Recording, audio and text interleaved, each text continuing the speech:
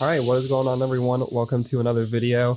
As you can see, I'm trying a new camera setup, layout, and everything. I'm still working on it, the lighting and everything. It's all in testing, but you have no idea how many videos I had to record before this because I was having so many problems in OBS. But anyways, I got that figured out, and so we're here now, and I'm very excited to talk about Army of the Dead. It's the newest Zack Snyder film. We got two Zack Snyder films this year, which is insane. They were both incredible. And this movie has been out for a little over a week now. It came out on Netflix last week. I believe it was the 21st of May, I think was the release date for that. On Netflix, it was in theaters a week before that. But yeah, this movie released and I loved it. It's a zombie heist movie on the surface, but there's a lot more. There's so many layers and really, really awesome things here that Zack does. And yeah, I want to talk about that a little. This is also your spoiler warning, I guess. It's been out for a week on Netflix. I feel like most people that have wanted to watch it have watched it already. If you haven't, please go watch this movie. It's amazing. And then come back and finish this because I will be getting into some spoilers. I probably won't go like super deep into any of the fan theories because there's like 20-minute videos you could probably make on each of them. I'll probably touch on some of them because there's just, as I said, some gnarly and really insane stuff that Zack put into this film. But overall, the film, like I mean, I loved it. I've already said that. I thought it was fantastic. I think the whole cast really did a great job. I think the idea, like a zombie heist movie in Vegas, like it's one of those ideas where I heard it, and whenever this was announced, I was like, wow, like how has that not been made before? And it's so cool. I love seeing what happens in Vegas, like the way the outbreak starts, and the fact that it's crazy. It's so smart to have it in Vegas, and it also makes so much sense in the fact that like they were able to contain the outbreak, because I mean, like, what other big city like that can you have a zombie outbreak start and be able to contain it? Like Vegas is in the middle of the desert, so it's actually plausible that they were able to get control of that, to an extent. And yeah, and then also that's just such a killer setting for a zombie movie. So yeah, that was really cool to see. I love the idea of, these people then going in because, of course, there's going to be a lot of money that was left in Vegas that people just couldn't get to. And so, the idea behind a heist and like a team going in to get that and retrieve that is such a cool concept. And so, yeah, you get that. And that's the main like driving force of the movie, obviously. But then each character really brings a lot to the film from, their backgrounds and also their performances and just the way that they all interact with each other and how they also, based on what they've done and where they've been, they each expand the world, as does just the general, like, there are so many comments and so many things that happen that is like such subtle but also such big world building for all of this. And we do know like there's a prequel film that's already finished filming. It's Army of Thieves, which is going to have Dieter, who is the safecracker from this film. I forget the actor's name, but he is in that, and like it's going to be him cracking the 3 safes that he references in this movie. We also know we're getting an anime prequel series on Netflix that'll be it's, I believe, Army of the Dead Lost Vegas is the title, and that'll be exploring like kind of what I was just talking about in the beginning, how they contained and handled the outbreak. And so we know we're going to get more of Scott and a lot of these other characters. I definitely should have looked up all their names before recording, but I didn't. So we're here now. It's whatever. It's fine. But it's going to be a lot more background on all of them and, kind of what happened in the early years of the outbreak in Vegas and containing all of that. And so I'm super excited to see both of those, but it's just a testament also to like what happened and what was done in this film with the amount of setup and world building that is done, but it doesn't feel like it's just pure, like, it doesn't feel like it's only there to set up future things. It feels like incredibly organic to the story and to the film that you're watching. And so it works really well in that sense. And yeah, I mean, also from a zombie movie angle, I mean, I got to talk about that. I have not been the biggest zombie fan in the past. My PC's gone crazy. If the audio picks that up, I'm going to be pretty angry. But I have not been the biggest zombie fan. I've always enjoyed like zombie stuff, but I haven't been like a die-hard, like I'll consume every zombie related media that I can find. But, zombies are cool. And it's just awesome seeing people mow through hordes of zombies and have to like fight them. Because I mean, it's just fun action and cool to watch. And Zack Snyder is an extremely visual filmmaker. And that fucking reminds me right now, I have to go on this tangent. The dream lenses, the way that this film is shot, the cinematography, Zack wrote, directed, and shot this film, if you did not know, and it is amazing. He uses this dream lens, which has an extremely narrow depth of focus, and so your subject's either in focus and then like it drops off pretty much immediately with being out of focus. And the way that he uses that throughout the film, the way that he will pull focus between different subjects that are in frame is incredible. I love seeing that. I know a lot of people were complaining about or didn't like the amount of film that is out of focus that you would just inherently get because of that heavy drop off and, having the background super blurred. And that's a totally fair thing to like not like that. That totally comes down to personal preference. But I just loved it a lot. I thought it looked really cool. I thought it gave the film a really unique look visually, and then also a really cool atmosphere that I think worked for the story and the setting. It really gave it that kind of mirage feel. You're in the desert. It just fit. It was claustrophobic as well, like in tight spaces and a lot of other things, and it just fit the overall tone and mood of the movie. So I really enjoyed that as well, and I thought that just from a visual standpoint, Zack crushed it, which he always does, and so that was really cool to see. But yeah, I talked about the narrative some. The world building a little bit is crazy. Like I'll get to the theories, I guess, towards the end. Some of them that are out there that are insane. Like I said, the cast did a fantastic job. I really love what everyone brings. Batista is a fantastic leading man. I'll be the first to admit, he's completely won me over. I at first was very much not like into Batista being an actor.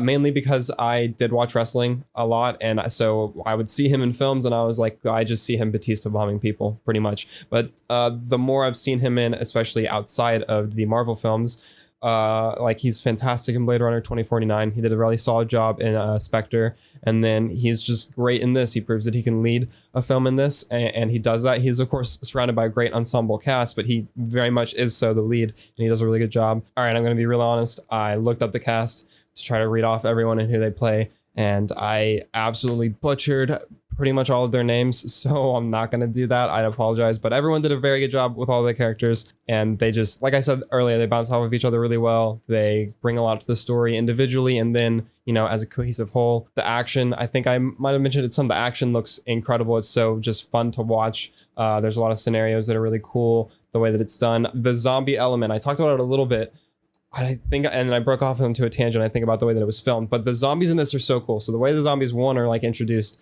the fact that it's, the one zombie who is definitely a military experiment. It's questionable what exactly happened to him and like how he became a zombie. I'll kind of get more into that with the theories, I guess. But seeing that opening sequence was really cool, like I said. But then also the idea that there is this alpha zombie, and there's this it's not a subclass because it would be the dominant one, but this new kind of zombie that is more alert, it's intelligent, it's faster, it's stronger, all of this stuff. I think that is super interesting. I think that it gives me really strong Alien, like Prometheus and like Covenant vibes, in the fact that this is now seeming like it is an apex predator to man, and that is really cool. They definitely seem to they've established a culture. They talk about Vegas. It's not their prison, it's their like city, it's their kingdom, and that is really cool. That is such a nice addition and a good twist, and something that makes this film unique in the zombie world and in all the zombie entertainment that we get. And so I really, really love the alphas. I love Zeus. He's very sick.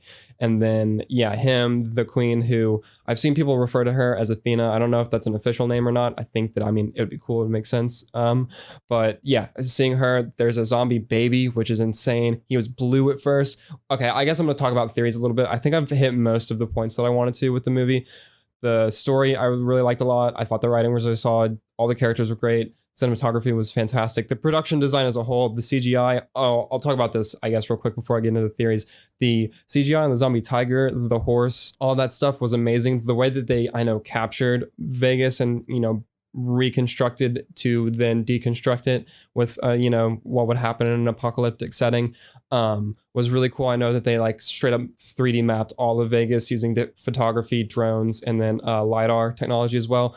There's a 30-minute documentary about this film. It's also on Netflix. You should watch it. But yeah, just all that, the way that the team was able to pull together all the CGI. Also, Tig, them having to to put her into the movie to replace the character and to have her be in there seamlessly. Like, I was actively looking to see if I could tell that she wasn't with the rest of the cast, because I know that she was not with them when they filmed the movie. I know that her parts were filmed on a soundstage and a green screen, and there's like 2 shots maybe where like I can tell that they had to CGI her in, but I only noticed that because I was actively looking for it and I knew that it was a thing. And they just did a phenomenal job. Zack did an incredible job with recreating the lighting and the framing that he needed to do that. And the VFX team just came in and did an absolutely insane job of doing that replacement. And that was really cool.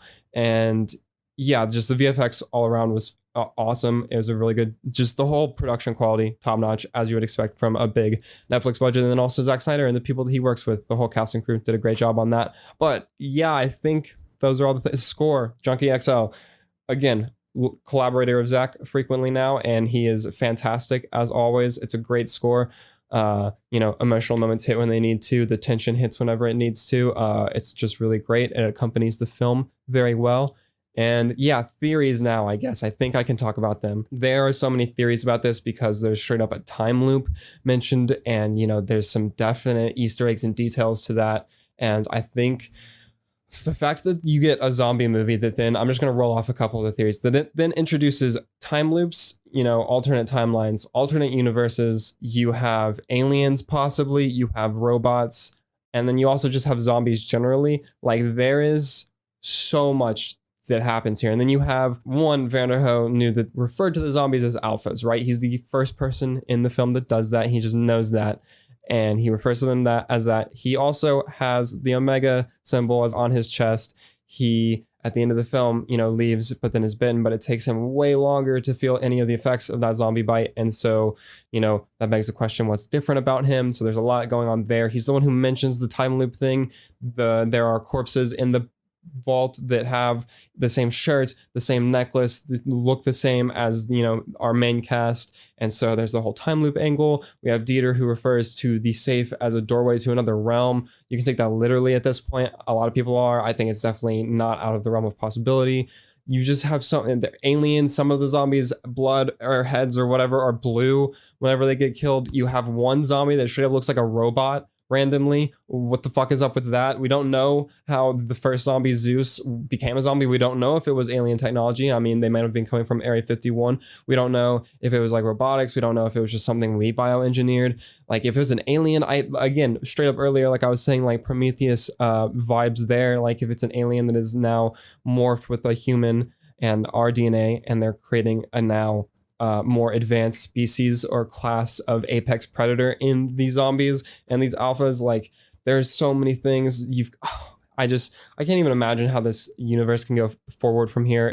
There's been so much that's been laid down already, and it's been awesome to see. And I can't wait to see the prequel movie, the prequel anime series. I'm very pumped. Zack just did so much with this film. It's been also super successful so far, which is very clutch.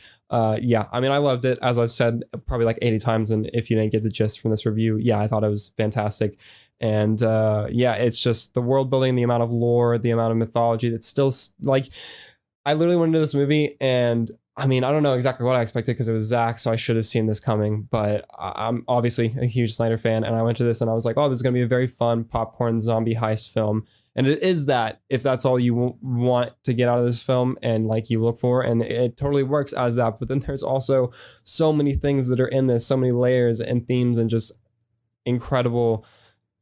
I just love it a lot. And it's the fact that you get the fun popcorn zombie heist movie, but then there's also just so much more to that from so many different angles, I think is amazing. And yeah, I just keep on repeating myself, I think, at this point. So I guess I'm going to close it out. I'll plug some social media stuff. Follow me on Twitter at APBatman with 2 T's. That is my personal Twitter. You can follow my Batman account that is at Batman Files, where I post all about Batman stuff.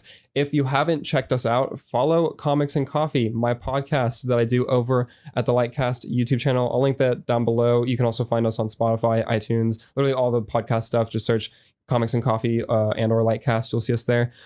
We have a Twitter now, Comics Coffee Pod, because it's at Comics Coffee Pod, because Comics and Coffee was unfortunately taken. But be sure to go follow us on there. We're posting all of our updates. We have an interview with Terry Mayo on this upcoming Monday, if you're watching this before that interview goes live. So yeah, follow us there. Be sure to subscribe to Lightcast, that YouTube channel. And then, of course, If you enjoyed this video, please be sure to leave a like down below, leave a comment down below. What did you think of Army of Dead? Are you excited for the future of this universe, this franchise? Be sure to subscribe and turn notifications on if you haven't already. It really helps me out and I really appreciate it. And yeah, be sure to tune in to the next one.